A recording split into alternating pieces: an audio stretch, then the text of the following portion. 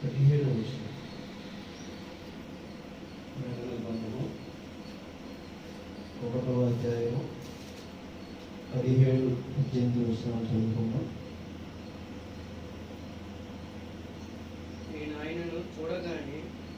నేను ఆయనను చూడగానే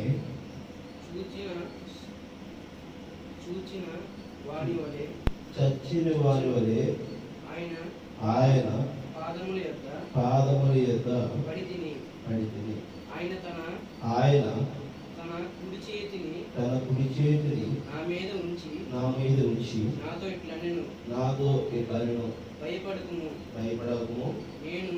నేను మొదటివాడును కడపటివాడును జీవించువాడును మృతుడనైదునే గాని ఇదిగో యుగ యుగములు సజీవుడనై ఉన్నాను.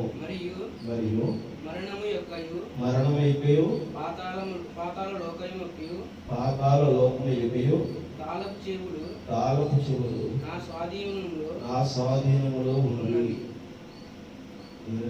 హల్లెలూయా. ప్రార్థన చేస్తున్నాం. పరలోకమైన తండ్రి, పరిశుద్ధమైన తండ్రి, ప్రభా మీకు వందనాలు స్మరించుకుంటున్నాను తండ్రి. ప్రభా చదవబడినటువంటి లేఖనము ప్రభా మీరు దీవించండి తండ్రి. ప్రభా వాక్యము ప్రభా మీ చేతులు తండ్రి. వాక్యము ప్రభా మేము అనుసరించుకుంటున్న జ్ఞానాన్ని మాకు పరిశోధన కలగబడినటువంటి మాట మొదటిది మీదయ్యున్న తండ్రి. ఆ మాట చొప్పునే సర్వ సృష్టిలో ప్రభా ప్రకృతిలో ప్రభా మేము భాగమై మీరు చెప్పుకుంటున్నాము. ఇదివరైనా ఈ ఉదయకాలంలో జరుగుతున్న ఆరాధనలు ప్రభా మీరే రంగం మీద ఉండి ప్రభా కూడుకొని చదువులను మరి సత్యయంత్ర గారి ఉంటున్న వారికి మరి ఇదివరైనా ఆ యొక్క వీటి నుంచి ఉంటున్న కూడా మీరు దీవించండి తండ్రి. ప్రతి ఒక్క వాక్యము ప్రభా వారి హృదయంలో ఇప్పుడు మీరు కట్టుకోవచ్చు. సమస్త మంది చేతులు అప్పగించుకుంటూ మీరు తగ్గించుకుంటూ ఎదుర్కొందుకోవాలి మీరు యేసు చేస్తున్నాము అడిగి పేర్కొంటున్నాము. హల్లెలూయా.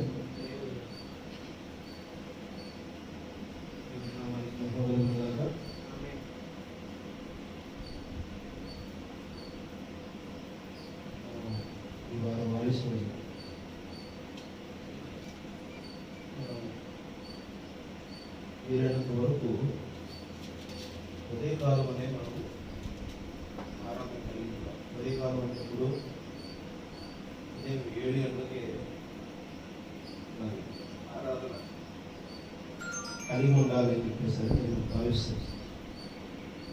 హల్లెలూయా. అయితే మనం ఇక్కడ ఉదయం 7 గంటలకి ఆరాధన కలిగితే మరి ముందు వచ్చిన వారు కూడా వారి సమయానుకూలంగా మరి మనం ఈ ఆరాధనలు ఆదివారం కూడా కొన్ని ప్రదేశాలు జరగవలసి ఉంటుంది. వాటిని కూడా మనం అటెండ్ అవ్వాలంటే ఉదయకాలం మన ఆరాధన కొనసాగించుకుంటూ పోవాలి. దేవస్థానం గారికి ఇప్పటివరకు మనం సరి చేసుకోవడానికి సమయం తీసుకుని ఉండొచ్చు. ఇకపై మనల్ని సరి చేసుకుంటూ తోటి వారి పట్ల ప్రేమను రాగాలతో వారి యొక్క మేలు కోసం కూడా మనం చెప్పవలసినదిగా ఉండాలి. అనగా ఎలా అంటే ఇప్పుడు మన దగ్గర ఏదన్నా అందుకున్నాం, మనం తింటాం. మనం తిన్న తర్వాత పెట్టాలనుకునేది ఒకటి ఇంట్లో వాళ్ళు పెట్టాలి. లేదు మనం తింటున్నాం వాళ్ళు కూడా పెట్టాలి, ఇది మనం తినగా కూడా వాళ్ళకు ఉంటుంది అనేటువంటి ఆలోచన చేస్తాం. ఇది ప్రతి ఒక్క వ్యక్తి ముందు తను అనేటువంటి ఆలోచన కలిగి ఉంటాడు. తనకంటూ కొంచెం ఒక అభిప్రాయం ఉండదు దేవస్థానం హరి. కానీ దేవుడు తన జీవితాన్ని జీవించాలని చెప్పి అనుకోవాలి. అర్థమవుతుందా? దేవుడు తన బిడ్డలకు పెట్టాలనుకుంటాడు.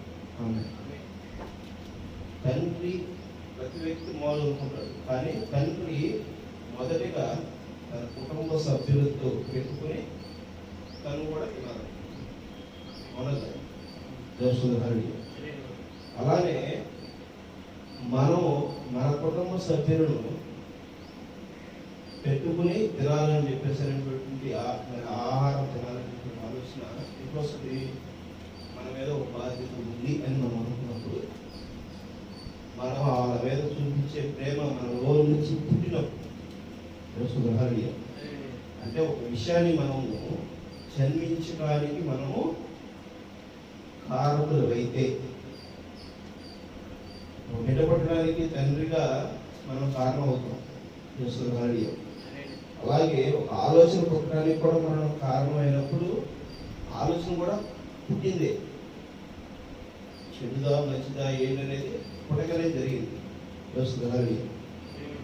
ఆ పుట్టిన ఆలోచన ఏం చేయాలి? కుటుంబం అంతా కూడా ముందు జరగాలి. అప్పుడు ఆ పుట్టించినటువంటి తండ్రి కూడా పుట్టిన చేస్తారు. ఈ మాదిరిగానే మొదటి వాడును నేనే, కడపటి వాడును నేనే. ఆమె కుటుంబాన్ని కలిగించేవాడుని నేనే, సమస్తమును ప్రేరేపించేది నేనే, సమస్తమును నూతన పరిచేవాడిని నేనే, సమస్తము అంతమించేవాడిని నేనే. నాతో సుధారణి. మొదటిగా మనం గమనించాల్సింది ఏంటంటే, పరిశుద్ధ గ్రంథం అనేది ఒక లేఖనంతో ఒక చదవబడేటువంటి కథల పుస్తకం అయితే కాదు, చరిత్ర పుస్తకం అయితే కాదు. అదవుతుందా? దాన్ని అంతవరకు మనం చూడకూడదు. పరిశుద్ధ గ్రంథంలో చరిత్ర ఉంది, భవిష్యత్తు కాలం ఉంది. అదవుతుందా? భవిష్యత్తు కాలం ఉన్నది. భూమి ఆవిర్భావం నుంచి భూమి అంతం వరకు కూడా, సృష్టి ప్రారంభం నుంచి సృష్టి అంతం వరకు కూడా ఆయన ఈ పరిశుద్ధ గ్రంథంలో రాయబడి ఉంది. తెలుసుకున్నాను. అర్థమవుతుందా? నిజమేనా ఇది అంటే, మనం మన సొంత ఆలోచనతో బైబిల్ చదివితే మనం అది గ్రహించలేము. కానీ నిజముగా పరిశుద్ధ గ్రంథమును ఆయన ఆత్మ చొప్పున, పరిశుద్ధ ఆత్మ చొప్పున మనం ఈ గ్రంథం చదివితే మనం తెలుసుకుంటారు. నేను మీకు ఒక విషయం చెప్పినది మీరు గుర్తుపెట్టుకోండి. ఏంటది? కుటుంబాన్ని పోషించేవాడు తండ్రి, ఆ యజమాని కుటుంబాన్ని తాను ఇష్టానుసారముగా, తనకు అవగాహన కలిగినటువంటి విధముగా, తాను ఆశ కలిగిన విధంగా, తన లక్ష్యము చొప్పున వారిని నడిపించాలని చెప్పేసి అనుకుంటూ వారిని ఒక ఉన్నత స్థితికి తీసుకెళ్లాలనేటువంటి ఆలోచనతోనే కుటుంబ యజమాని, కుటుంబ తండ్రి చేస్తారు. అవునా కదా? చేస్తుంది. అవునా?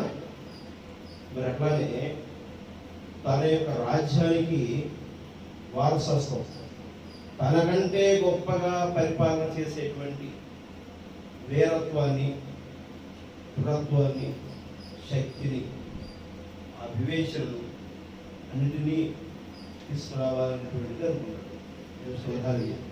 అదవుతుందా? తాను సర్వసృష్టికర్త, ఈ సృష్టి మొత్తానికి ఆయన ఉన్నప్పుడు ఆయన ఎక్కడైనా విఫలం అవడానికి అవకాశం ఉందా? తెలుస్తుంది. ఎందుకంటే ఈ వస్తువు ఇక్కడ ఉంది, నా కంటికి కనపడుతుంది. ఈ వస్తువు ఇక్కడ ఉంది, నా కంటికి కనపడుతుంది. ఈ పుస్తకము, ఈ బైబుల్, ఈ ఫోను, ఇవన్నీ ఉన్నాయి, నా కంటికి కనపడుతుంది. ఇవి ఎక్కడి నుంచి ఎక్కడ పెట్టాలి, ఏంటనేది ఎక్కడ చేయాలనేది నాకు తెలుసు. ఎందుకంటే నేను పట్టుకోగలుగుతాను, తీసుకెళ్తాను, పెట్టగలుగుతాను. అలానే మీకు కూడా కంటికి కనపడేది పెట్టగలుగుతాను. సర్వం మొత్తం వ్యాపించిన దేవుడు, సర్వాన్ని మొత్తాన్ని చూసేటువంటి దేవుడు, ఆయనలో మనం భాగమైనటువంటి వారు కాబట్టి, ఆయనలో ఉన్న వస్తువులే కాబట్టి ఇవన్నీ అన్నీ ఆయన అందేవి. మరి ఇంత వ్యాపించిన దేవుడిని నువ్వు నేను చూడగలుగుతావా? అదో అనంత విశ్వం మొత్తం కూడా వ్యాపించినటువంటి దేవుడు.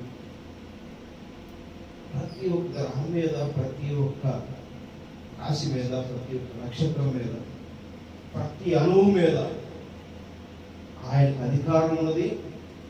ఆయన కొరసగలిగిన చేతిలో లేడు. దేవుడు నీకు సహాయం చేయలేనటువంటి కొరసగలిగిన చేతితో లేడు. ఆయన చెయ్యి ఎంత దూరమైనా చంపుతాడు, ఆయన ఎంత దూరమైనా మనకి సహాయం చేయగలుగుతాడని రాకుండా. నువ్వు మొరపెట్టగా వినలేనటువంటి చెవిటి కలిగిన వాడు దురద చెవులు కలిగిన వాడు కాదు. అనగా తెలుస్తుంది హరి. ఎందుకంటే తండ్రికి తెలుసు పిల్లల పట్ల ఆ తండ్రికి ఏ ప్రేమ ఉంటుంది అనేది తండ్రికి తెలుసు. ఆ పిల్లడు కూడా గుర్తించాలి. తెలుస్తుంది హరి. నా తండ్రి నన్ను ప్రేమిస్తున్నాడు, నా తండ్రి నన్ను సరైన మార్గంలో నడిపిస్తున్నాడు, నేను ఆ క్రమంలోనే ఆ మార్గంలో నేను నడవాలి అనేటువంటి భావం బిడ్డకు కూడా రావాలి. తెలుస్తుంది. ఇప్పుడు నిజమైన తండ్రి, రొమ్ములు కలిగిన తండ్రి ఎరుషుదా మరి మన యొక్క ప్రభువైన యేసుక్రీస్తు మనల్ని సరైన మార్గంలో నడిపిస్తున్నాడు అనేటువంటి విశ్వాసం మనకు రావాలి. తెలుస్తుంది. ఆ విశ్వాసం మనకు రావాలి అంటే మనం గ్రహించగలగాలి. జరుగుతున్నది ఏంటనేది గ్రహించగలగాలి. అది ఎవరు కానీ గ్రహించగలగాలి? మనమే గ్రహించగలగాలి కదా. అది గ్రహించగలగాలంటే ఏం చేయాలి? జరుగుతున్నటువంటి దాని మీద ఒక వివేచన కలగాలి, పరిశీలన కలగాలి. ఇది ఏం జరుగుతుంది, దీన్ని జరుగుతున్న దాంట్లో మన పాత్ర ఏంటి, మనం ఎట్లా అనేటువంటిది ఒక పరిశుద్ధాత్మతో మనం వివేచన కలిగి. ఇది పరిశుద్ధాత్మతో వివేచన కలిగి ఉండాలంటే మొదటిగా మనకి ఏం కావాలి? ఏకాగ్రత కావాలి, ఏకాంతం కావాలి. దేవుడితో మనం మమేకమవడానికి ఒక ప్రార్థన స్థలము, ప్రార్థన సమయము, ప్రార్థన మనసు, ప్రార్థన కలిగినటువంటి శరీరము, ఆయనతో కలిసినటువంటి మన యొక్క ఆత్మ ఉంటే పరిశుద్ధాత్మ మనం చూడగలుగుతాం. తెలుస్తుంది హాలియ. అర్థమవుతుందా? తెలుస్తుంది హాలియ. ఈరోజు చెప్పబడేటువంటి వర్తమానం దేవుని చిత్తం అయితే మీకు సమస్త రహస్యము రివ్యూలు. తెలుస్తుంది హాలియ. ఈరోజు చెప్పబడేటువంటి వర్తమానము మీరు మనసు పెట్టి అర్థం చేసుకుని ఉంటే, దేవుని యొక్క ఆత్మ మీ మీద ఉండి మీరు కాగలిగితే తెలుస్తుంది. నిజంగా ఎంతవాడికి మనం ఎలా ఉన్నాము ఏంటి అనేది మొత్తం సమస్తము అనుభవం తెలుస్తుంది. ఇది ఈ వర్తమానము అది సూర్యోదయం తెలుస్తుంది. అది వర్తమానము బట్టి మనకు ఉన్నటువంటి పరిశుద్ధ గ్రంథములు లేఖనమును చూసుకుంటూ పరిశుద్ధాత్మ మనం ఏ విధమైనటువంటి ప్రేరేపణతో నడిపిస్తుందో ఆ భాగంగా మనం ఈ వర్తమానం తీసుకెళ్ళడం కోసం నేను ప్రయత్నం చేస్తున్నాను. తెలుస్తుంది. అర్థమవుతుందా? అంటే ఈ విషయాలు ఆల్రెడీ దేవుడు రివ్యూ చేశాడు. ఎవరి ద్వారా చేశాడు? శక్తి కలిగినటువంటి బలిష్ఠుడైన వేరొక దేవదూత దిగివచ్చి ఒక శక్తి కలిగినటువంటి దూతకి చిన్న పుస్తకం ఇచ్చి మరి తాను ప్రకటించుకున్నటువంటి సమయంలో శక్తి కలిగిన దూత మనకి మరి ఆ విషయాలను వెల్లడి చేసుకోవచ్చు. ఆమె ఆ శక్తి కలిగిన దూత ఈరోజు నీ మధ్య నా మధ్య సంచరిస్తుంది. ఆ బలిష్ఠుడైన వేరే దూత నీ మధ్య నా మధ్య సంచరిస్తుంది. తెలుస్తుంది. అర్థమవుతుందా? గత వారం మీకు ఒక విషయాన్ని నేను మీ మీద కొన్ని విషయాలు మాట్లాడుతూ వచ్చాను. మన మీద ఒత్తిడి వస్తేనే మనము సరైన మార్గంలో వెళ్ళడం కోసం ప్రయత్నం చేస్తాం. అవునా? దేవస్థానం హరి మన మీదకు ఒత్తిడి రావడం అంటే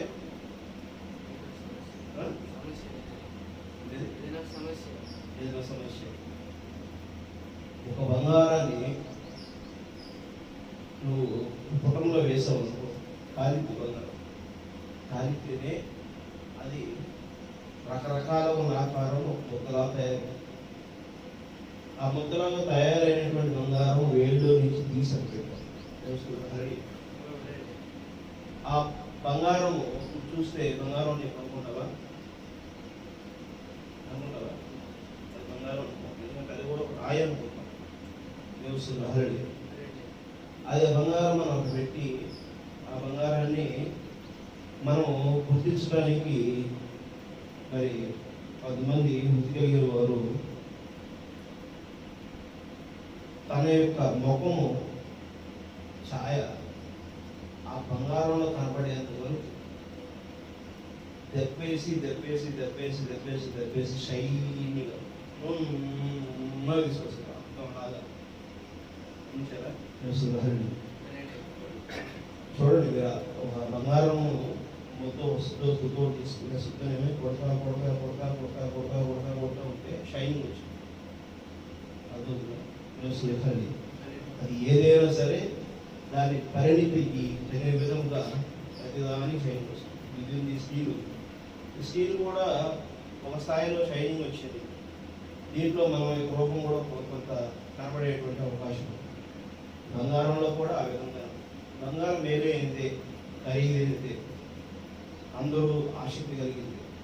కానీ దానిలో తన యొక్క రూపం వచ్చేంత వరకు కూడా ఏ విధంగా కొలిమి వాడు సరిచేయడం కోసం ఒక దెబ్బ ఇస్తూ సరిచేస్తూ మరి దేవుడు కూడా మీలో నాలో మరి బంగారానికి ఏ సలాకి శుద్ధగలిగిన ఆకారం ఉందో బంగారం అనేటువంటి ఆకారమైన రూపం అంటే ఒక పశువుగా ఇది బంగారమే అని గ్రహించగలిగేటువంటి రూపం ఉందో ఈ మనిషి దేవుడికి సాదృశ్యమే అని తెలిసింది. కానీ నిజమైన దేవుడు నిజమైన బంగారము తన యొక్క ఛాయని తీసుకొచ్చేయడానికి కొలిమి కలిగిన వ్యక్తి అర్థమవుతుందా? కొలిమి కలిగిన వ్యక్తి ఏ విధంగా అయితే దాని దెబ్బ మీద దెబ్బ వేసుకుని తీసుకొస్తాడు, నిజమైన దేవుడు తన యొక్క రూపంలో ఉన్నటువంటి మనిషిలో నుంచి కనబడే విధంగా ఒత్తిడి తీసుకొస్తాడు. ఆమె అడుగుతుందా? దెబ్బ మీద దెబ్బ మీద ఆ విధముగానే గత నెలలో మనం గత వారంలో మాట్లాడుకున్నది రెండవ ప్రపంచ యుద్ధం ముందు మరి హిట్లర్ ఇజ్రాయెల్ అందరినీ ఎక్కడ కనబడితే లక్షల మందిని చంపేసింది. ఈ విషయం జనరల్గా ఇజ్రాయెల్ అందరినీ ఇజ్రాయెల్ దేశానికి వెళ్ళండియా అంటే వెళ్తారా? ఎవరు? అందుకనే దేవుడు ఏం చేశాడు? ఒక కరుడు పెట్టినటువంటి వ్యక్తిని తయారు చేశాడు. అర్థమవుతుందా? తన రూపాన్ని కనపరచబడటానికి మరి ఆటంగా కలిగినటువంటి ఒక మలినాన్ని తొలగించడం కోసం ఉన్న వ్యక్తులందరూ తొలగించడం మొదలుపెట్టాడు. అర్థమవుతుందా? ఈ తొలగించడానికి మొదలుపెట్టిన మలినం అంతా కొంతమంది కొన్ని లక్షల మంది చనిపోతున్నారు. ఈ ఒరిజినల్ గా ఎవరైతే ఉన్నారో వాళ్ళందరూ ఏం చేశారు? వాళ్ళందరికీ అసలు మనం ఎక్కడుండేది ఏంటి, మన దేశం ఎక్కడుంది, మన ప్రాంతం ఎక్కడుంది, మన శక్తి ఏంటి, మన పక్కన ఉన్న దేవుడు, మన ఎవరి వారసులు, మన రాజ్యం ఏంటి, రోషం వచ్చింది. ఆ రోషానికి తగిన విధంగా వారు వారి దేశానికి వెళ్ళడానికి నడిచి వెళ్ళారు, మరి సముద్రాలు ఎదగొట్టుకుని వెళ్ళారు, ట్రైన్లు ఎక్కేసి వెళ్ళారు, మరి ఇవే రకరకాలుగా డబ్బులు పెట్టుకుని ఆ విమానాలు వాటిలో వెళ్ళారు, షిప్పులు వెళ్ళారు. ఎట్లాగైతే వారి యొక్క గమ్యస్థలానికి ఇజ్రాయెల్ చేరు 1948లో వాళ్ళు ఇది మా దేశము అనేటువంటి దాన్ని ప్రకటించుకున్నారు. ప్రకటించుకుని వాళ్ళ ప్రకటన పెట్టుకుని ఈరోజు ప్రపంచంలో వారు ఎవరు కూడా వారిని ఇబ్బంది పెట్టకుండా, వారిని ఎవరు ఒత్తిడి చేయకుండా, వారిని ఎవరు బానిసలా చూడకుండా, వారి ఎవరి మీద వాళ్ళ ఆధారం కాకుండా జీవిస్తున్నారు. అవునా? అర్థమవుతుందా? వాళ్ళు నువ్వు ఇచ్చేటువంటి దానికోసం ఆశించేటువంటి మనుషులు కాదు.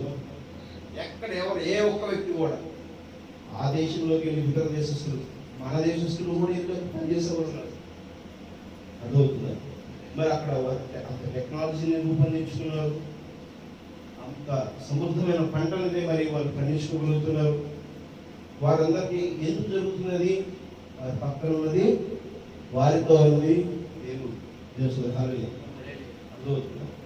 ఆ విధముగానే నీ మీదకి నా మీద కూడా ఒక ఒత్తిడి వస్తుంది. ఆమె అర్థమవుతుందా? ఇప్పుడు ఈ వాక్యమును నెరవేర్చేటువంటి సమయం అయ్యింది. ఇది గమనించాల్సి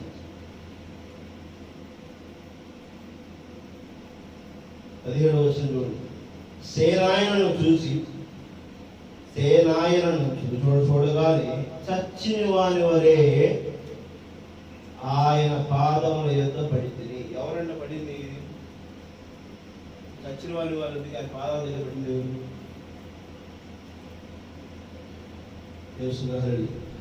ఎవరు పెట్టారు ఆయన పాదాల దగ్గర? ఎవరిది? ఈ గ్రంథం రాస్తుంది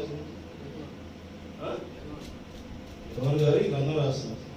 ఇప్పుడు ఎవరేమో పాదం దగ్గర ఎవరు పడ్డారు?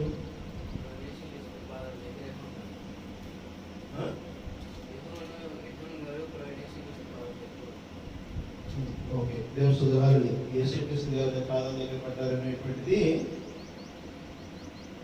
ఆ రక్షకుడే. అసలు నిజమైన దేవుడు ఎవరైతే ఉన్నారో ఆ సర్వసృష్టికర్త దగ్గర పడినప్పుడు ఆయన ఏం చేశాడు? పాదాలు ఎత్తాడు. ఆయన తన కుడి చేతిని నా మీద ఉంచి నాతో ఇతను భయపడకము. ఎట్లా పడిపోయాడు ఆయన? చచ్చిన వాని వల్ల అంట. ఎట్లా అంట? చచ్చిన వాని వల్ల పడిపోయాడు. ఒక సింహాన్ని చూసామను ఏమవుతుంది? ఇప్పుడు ఇక్కడ సడన్గా ఇటు సింహం వచ్చిందనుకో ఏం చేస్తాం? ఏంటి నువ్వు ఎలా ఫీల్ భయమేస్తుంది? ఓకే, ఏం చేస్తావు అసలు?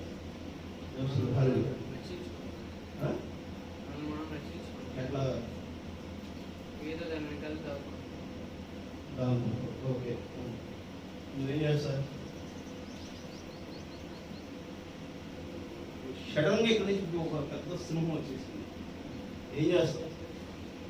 నీ ఫీలింగ్ ఏంటి? ఏమనిపించింది? ఏం చేస్తావు?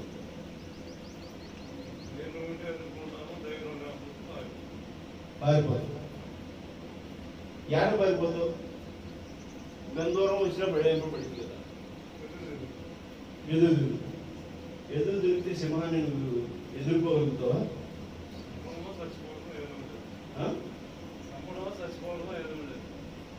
నీకు అంత ధైర్యం ఉంది.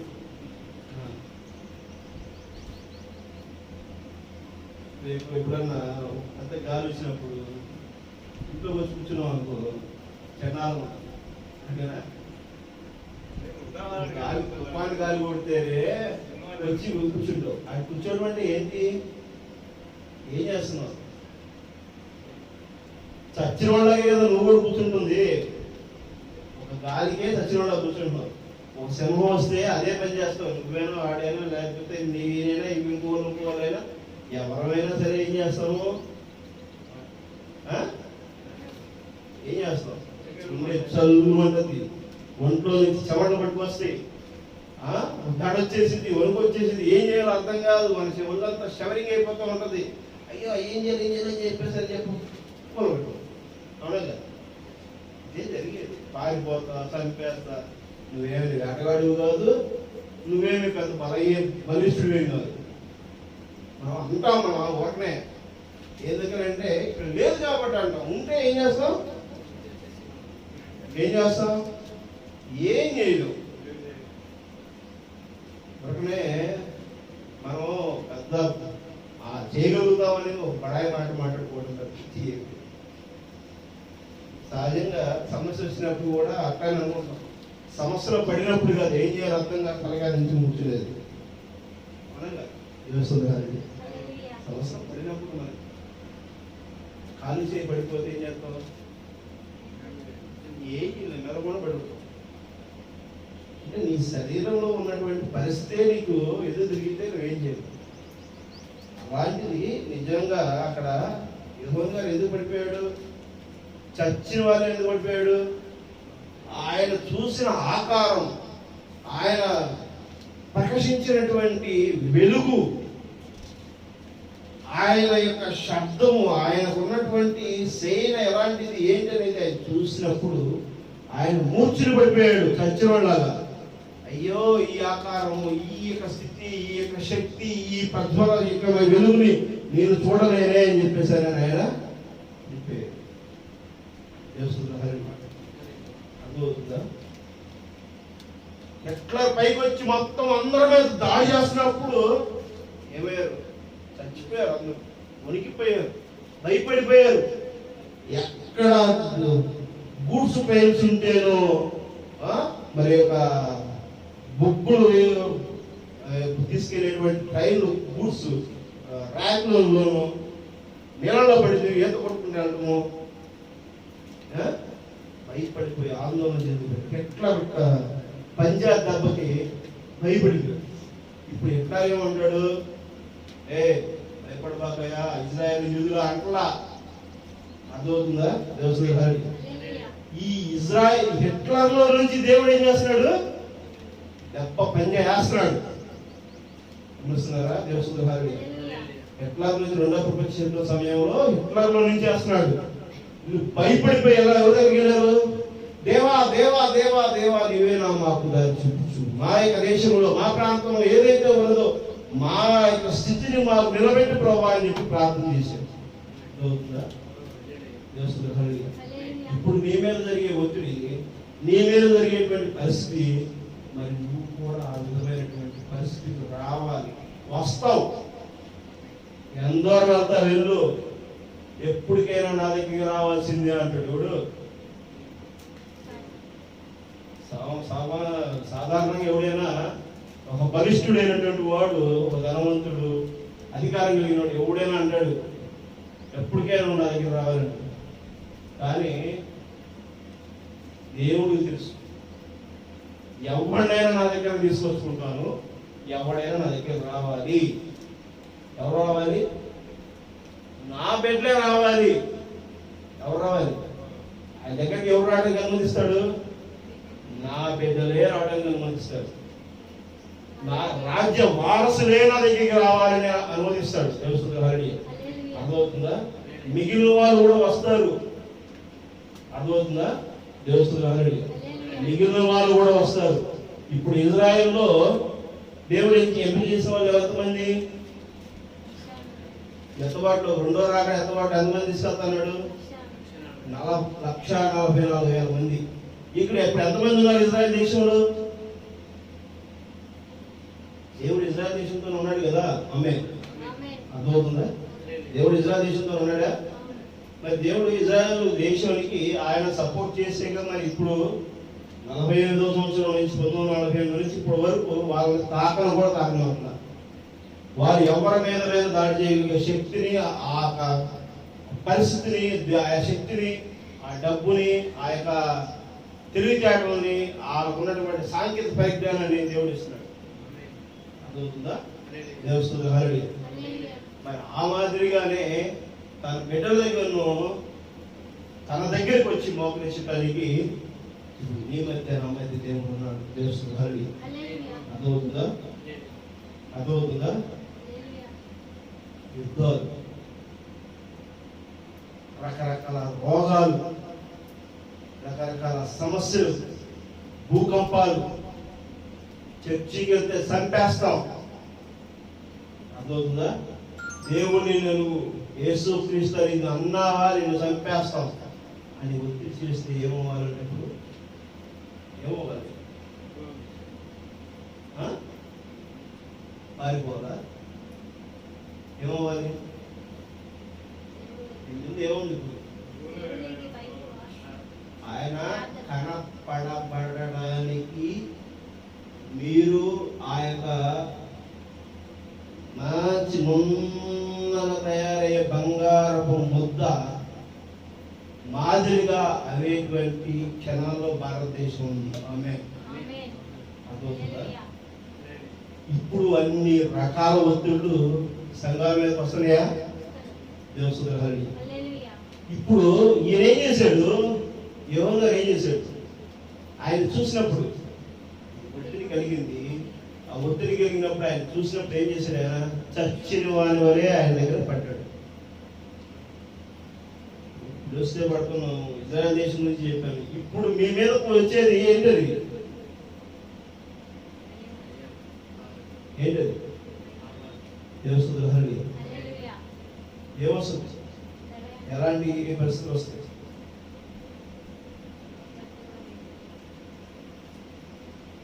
ఏం చేస్తారండి ఇప్పుడు? నేను బైబిల్ చదివితే చంపేస్తా. ఏం చేస్తా ఇప్పుడు నువ్వు? బైబిల్ లాక్కెళ్ళిపోతుంది. ఇప్పుడు బైబిల్ ఉండగా చదవట్లేదు మీరు. బైబిల్ ఉన్నాం కదా చదవట్లేదు. నేను బైబిల్ లాక్కెళ్ళిపోతాను. ఉండదు.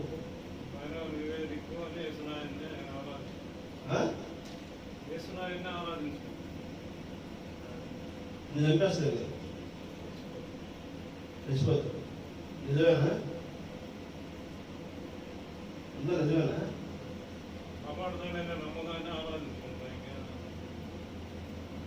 నువ్వు చచ్చిపోతావు. నిజమేనా? దేవుడు నమ్ముతావా? దేవస్థాన హరి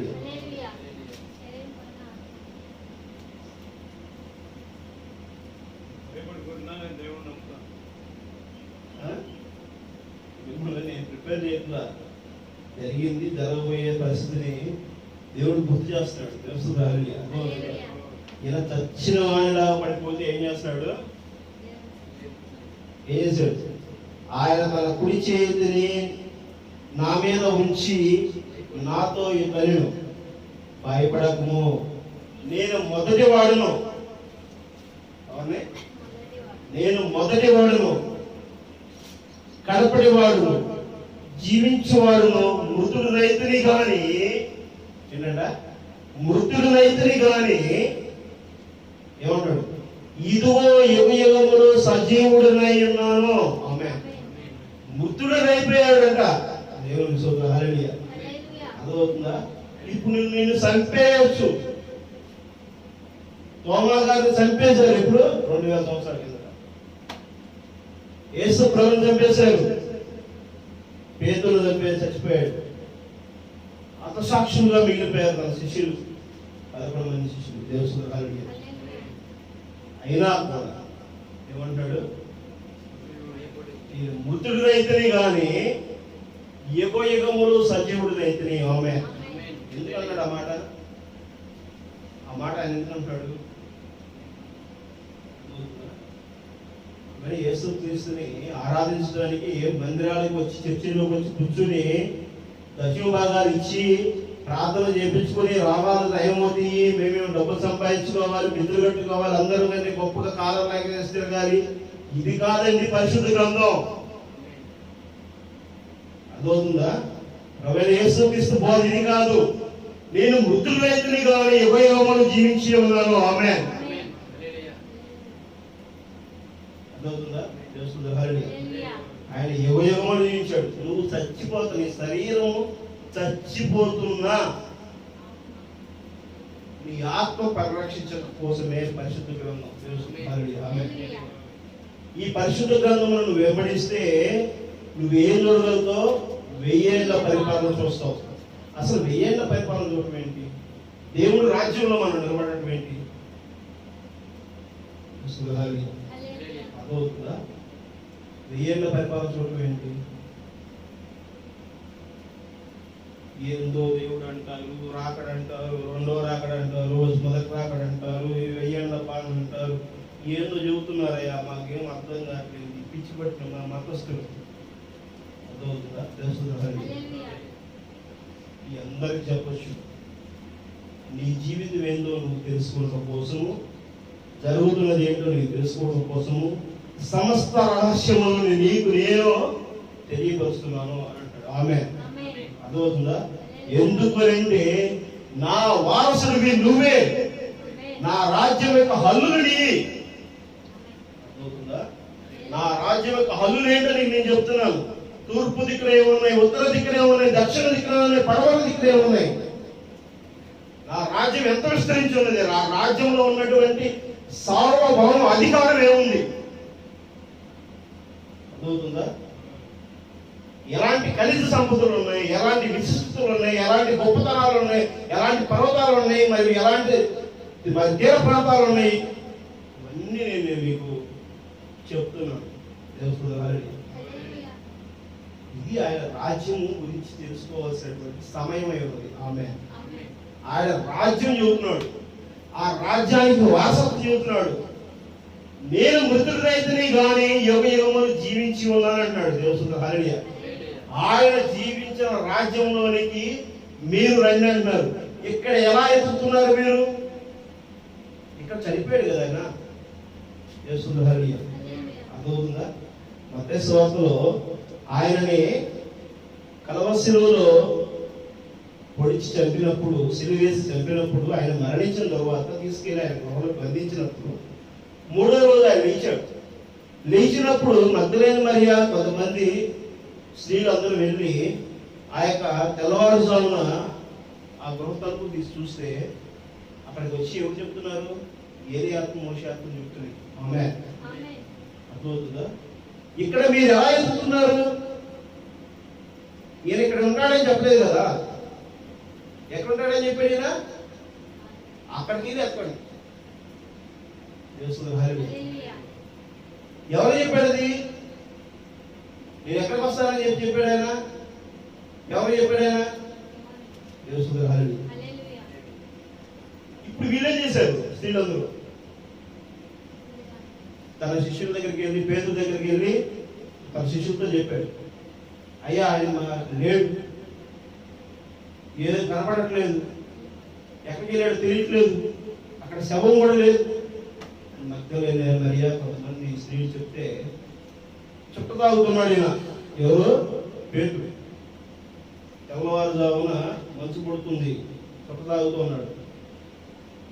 ఇది సూర్యోదయం. ఆమె అర్థమవుతుందా? అది సూర్యోదయం. అయినా ఇప్పుడు ఈ సూర్యోదయం ఎవరినైతే వెళ్ళాడు? ఎక్కడికి వెళ్ళాడు కదా? ఎక్కడికి వెళ్ళాడు? అవే యేసు క్రీస్తు ఎదగడానికి వెళ్ళాడు. ఎక్కడ? కొండ మీద ఎక్కడైతే ఉంటానన్నాడో అక్కడికి వెళ్ళాడు.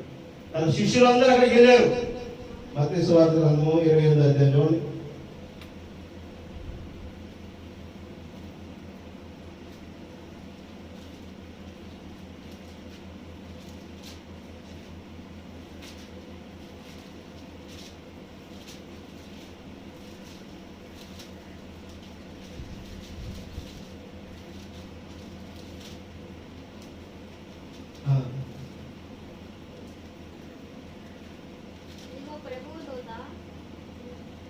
ఎన్నో చదువుతుంది.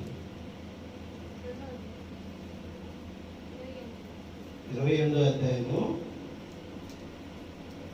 ఎక్కడికి వెళ్ళమన్నారు?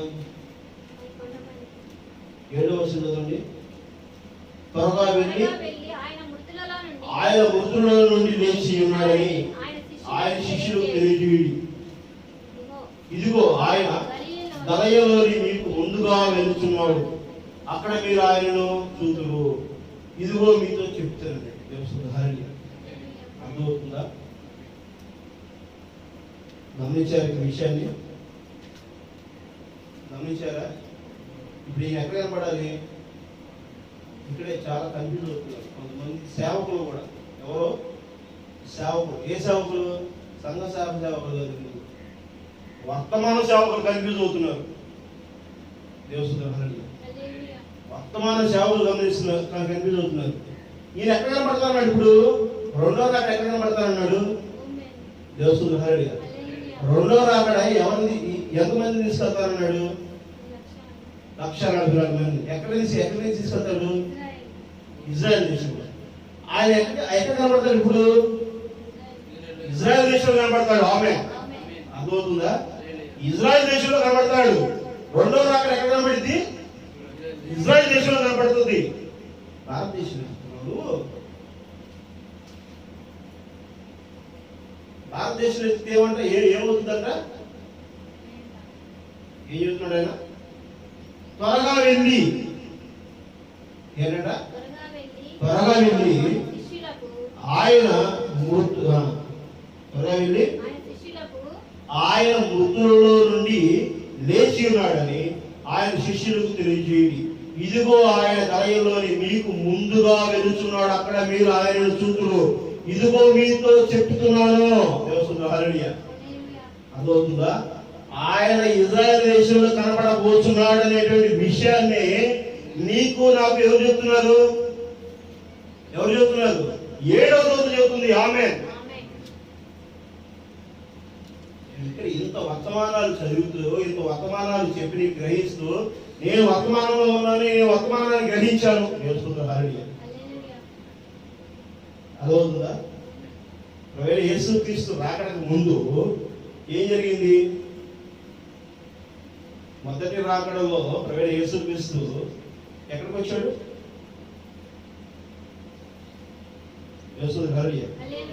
మొదటి రాకడలో ప్రవేణ యేసుక్రీస్తు ఆ నిత్య మాటలు చెప్పే ముందు ఏం జరిగిందండి? మత్తయి సువార్త 3వ అధ్యాయం 11-12 వచనాలు.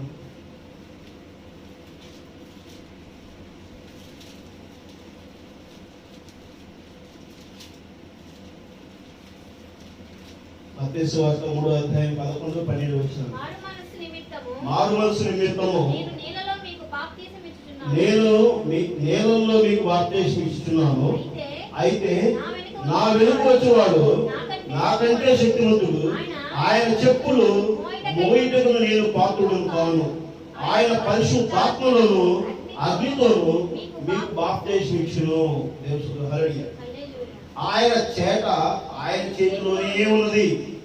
ఆయన తన కళ్ళను బాగుగా శుభ్రం చేసుకుని గోధుమల పొట్టులోనికి పోసి ఆరని అగ్నితో పొట్టును కాల్చివేయని వారితో చెప్పిన దేవుడు. ఆరని పొట్టునంట అగ్నిలో కాల్చివేస్తాడంట దేవుడు. అర్థమవుతుందా? శుద్ధి చేయబడి తాను కనపరుచుకునే విధంగా ఆయన చూపిస్తున్నాడు దేవుడు. ఇప్పుడు వధువు కాలము, వధువు సంఘము, ప్రపంచము మొత్తం కూడా ఆయనతో నడుస్తున్నా అనే విషయాన్ని గమనించాలి. అర్థమవుతుందా? దేవుడు ఆయనతోనే నడుస్తుంది. ఆయన మనకంటే ముందుగా వెళ్తున్నాడు. ఎక్కడికి వెళ్తున్నాడు? ఆయన రాకడను బయలుపాటు చేసుకోవడం కోసం వెళ్తున్నాడు. ఆమేన్. ఆయన వెళుతున్న విషయాన్ని మనం చెప్పడానికి మనం ఎవరో అయి ఉండాలి? మనము ఆయన శిష్యులు అయ్యాలి. ఆమేన్. అర్థమవుతుందా? ఆయన శిష్యులపై ఎక్కడికి వెళ్ళాలి? మనకు చెప్పారు ఆయన ఆల్రెడీ. కొండ మీదకి రండి, ఆ గలయలోని కొండ మీదకి రండి, నేను ఏమంట? 11 మంది శిష్యులు తను నిర్ణయించిన గలయలోని కొండకు వెళ్ళి 16 వచనం చదవండి. 28 అధ్యాయం 16 వచనం. 11 మంది శిష్యులు యేసు తను నిర్ణయించిన గలయలోని కొండకు వెళ్ళి వారు ఆయన చూచి ఆయనకి మొక్కిరి గాని కొందరు సందేహించి. అయితే యేసు వారి ఎదుకు వచ్చి, పరలోకమునందున భూమి మీద నాకు సర్వాధికారం ఇవ్వబడి ఉన్నది. కాబట్టి మీరు వెళ్ళి సమస్త జనులు శిష్యులుగా చేయండి. తండ్రి యొక్క, కుమారుని యొక్క, పరిశుద్ధాత్మ యొక్క నామములోనికి. అర్థమవుతుందా? నామం ఇక్కడ లార్డ్ ఆఫ్ నేమ్. అర్థమవుతుందా? బిరుదులు కాదు. ఇక్కడ బిరుదులు పట్టుకుని కూర్చుంటున్నారు వీళ్ళు. సందేశించిన వారు, ఆయన వచ్చే విషయాన్ని గ్రహించలేని వారు సందేహించారు, అనుమానించారు. రెండో రాకడ ఎప్పుడు గ్రహించట్లేదు. క్లియర్ గా ఎవరు తెలుసు రెండో రాకడ గురించి? తన 11 మంది శిష్యులకు తెలుసు. క్లియర్ గా ఇప్పుడు రెండో రాకడ గురించి ఎవరు తెలుస్తుంది? వధువుకు తెలిసింది. ఆమేన్. అర్థమవుతుందా? బైబిల్ పట్టుకుని చర్చికి వెళ్ళే వాళ్ళందరికీ కాదు తెలిసేది. చెవి కలిగిన వాడు వినుడు కాక. ఆమేన్. అర్థమవుతుందా? చెవి కలిగిన వాడు వినుడు కాక అని వాక్యం ఎందుకు చెప్తుంది? ఆయన హృదయం హత్తుకుని ఆయన వైపు తిరిగి, మలాకి గ్రంథం 4వ అధ్యాయం చెప్తుంది 5-6 వచనాలు, ఎవరైతే నా వైపు తిరుగుతున్నారు, పిల్లలు ఒకటే తండ్రుల వైపున, తండ్రుల ఒకటే పిల్లల వైపున తిప్పు వేల వస్తుంది. ఆమేన్. అర్థమవుతుందా? ఇప్పుడు ఆయన వైపు తిరిగి మనం ఏ స్థానంలో నిలబడాలి? ఇప్పుడు అక్కడ శిష్యులు నిలబడిన స్థానము ఈ రోజు వధువు నిలబడవలసి ఉన్నది. ఆమె అర్థమవుతుందా? రెండో రాకడ కనపరచబడేది ఇజ్రాయెల్ దేశంలోనే. ఆ రెండో రాకడ కనపరచబడడానికి ముందుగా ఏమవుతుంది? శిష్యుల కంటే ముందు ఆయన చూడటానికి వెళ్ళి ఆ యొక్క గృహం చూసిన వాళ్ళకంటే ముందు మీకంటే ముందుగా ఆ కొండకి వెళ్తున్నాడు. అక్కడికి వెళ్ళండి. అర్థమవుతుందా? మీకంటే ముందు వెళ్తున్నాడు ఆయన. ఆయన మీరు పట్టుకోలేరు. ఆయన మీరు వెంబడించండి. ఆమె ఆయనతో పాటు మీరు వెళ్ళేది కాదు, ఆయన వెంబడించండి. ఇప్పుడు నువ్వు నేను క్రీస్తుని వెంబడించేవారి రామన్నారు. ఇక్కడ క్రీస్తున్నాడు. ఈ కవసవాడు చేసేటువంటి బంగారపు ముద్ద షైనింగ్ లో ఎవరు కనపడతారు? క్రీస్తు కనపడాలి. అమ్మే ఇప్పుడు నీలో నాలో నుంచి క్రీస్తు కనపడాలి. అర్థమవుతుందా? క్రీస్తు కనబడేటువంటి స్థితికి నువ్వు నేను రావాలి. అందుకేమన్నాడు? నేను నీకు చెప్పిన సంగతులన్నిటినీ తండ్రి అయిపోయావు, కుమారుడు అయిపోయావు, పరిశుద్ధాత్మ అయిపోయావు నామంలోనికి. ఆదిలో మీకంటే ముందున్నవాడు తండ్రి ఉన్నాడు, మీ మధ్యకు వచ్చిన కుమారుడే ఉన్నాడు, మిమ్మల్ని నడిపించున్నటువంటి పరిశుద్ధాత్మ ఉంది. వీటన్నిటికి ఒకటే నామం ఉంది, ప్రవేశ యేసు క్రీస్తు.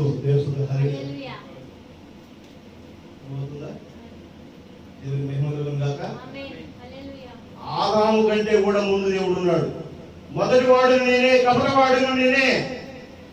మొదటి వాడిని నేనే, కడపటి వాడిని నేనే. ఇప్పుడు చెయ్యి పట్టుకుని లేపుతున్నాడు. నా యొక్క హస్తం ఇస్తాను, నేను దొంగలని వస్తాను.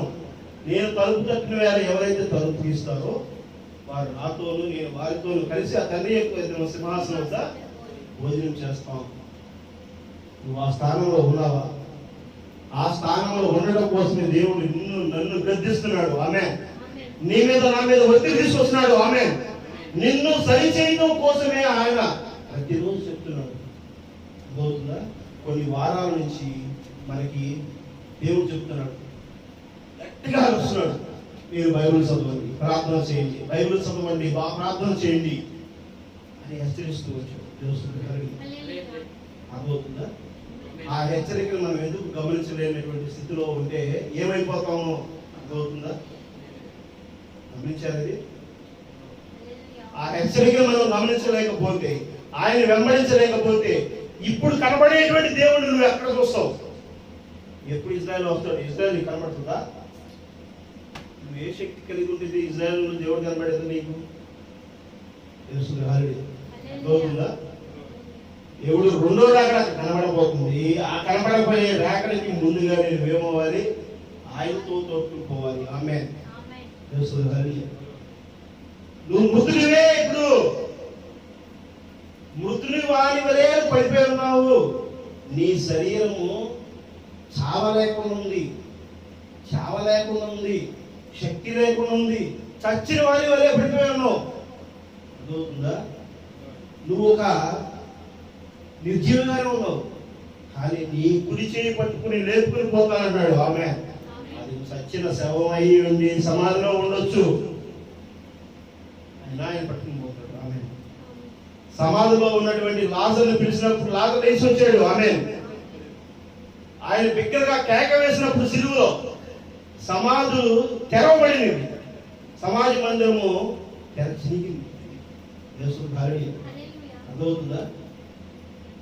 ఆయన మృతుల నుంచి లేపబడినాడు. ఆమె ఆయన ఎవరి పేరు పిలుస్తాడో ఇప్పుడు ఆల్వేలు అక్కడికి వస్తాడు. ఆ పేరు పిలవడానికి ఆ జీవ గ్రంథంలో నీ పేరు ఉందా లేదా అనేది చూసుకోమంటాడు. ఆమె పరిశుద్ధ గ్రంథంలో నీ పేరే కాదు. అర్థమవుతుందా? మరి గొర్రె పిల్ల జీవ గ్రంథంలో నీ పేరు ఉండాలి. ఆమె అర్థమవుతుందా? ఆ గొర్రె పిల్ల నామములో ఉండాలి. ఆమె అర్థమవుతుందా? ఆ గొర్రె పిల్ల నామంలో ఉండడానికి యెహోవా గారు మారు మనసు నిమిత్తం నీటిలో బాప్తిసం ఇచ్చాడు. యావత్తు నీతి నిమిత్తం ఈ విధంగా చేయండి, యెహోవా నాకు కూడా బాప్తిసం ఇవ్వు అని చెప్పేసరి ప్రొవైడ్ చేసి బాప్తిసం తీసుకున్నాడు. అర్థమవుతుందా? ఆ మాదిరిగానే మనము నువ్వు నేను ఉంటే ఆయన ఏమంటున్నాడు? నేను ఇచ్చిన నీటి బాప్తిసమే కానీ నా వెనక వచ్చేవాడు నాకంటే శక్తి ఉంటుంది, ఆయన చెప్పులు వేయడానికి కూడా నేను సరిపోను. అర్థమవుతుందా? తెలుసుకున్నాను. ఇప్పుడు మనం ఏ బాప్తిసంలో ఉండాలి? మనము ఆయన మొదటి రాకడికి ముందు ఆయన బాప్తీసం ఇచ్చాడు యోహాను గారు. ఇప్పుడు నిత్య జీవంలో తీసుకెళ్లే రెండో రాకడ మనకు కనబడుతుంది. ఆ రెండో రాకడలోకి మనం వెళ్ళేటప్పుడు ఆ రెండో రాకడలో క్రీస్తుతో మనం నడవాలంటే ఏ బాప్తీసం పొందాలంట? ఏ బాప్తీసం పొందాలంట? ఏ బాప్తీసం పొందాలి? గొర్రె పిల్ల జీవ గ్రంథంలో బాప్తీసం పొందాలి. ఆమేన్. యేసు క్రీస్తు నామములో బాప్తీసం పొందాలనేటువంటి విషయాన్ని ఇప్పుడు నేను చెప్పట్లేదు, చెప్పట్లేదు, పేతురు గారు ముందే చెప్పాడు. అపోస్తలుల పౌలు అర్థమవుతుందా? అపోస్తలుల పౌలు 2వ అధ్యాయము 38వ వచనం చదవండి.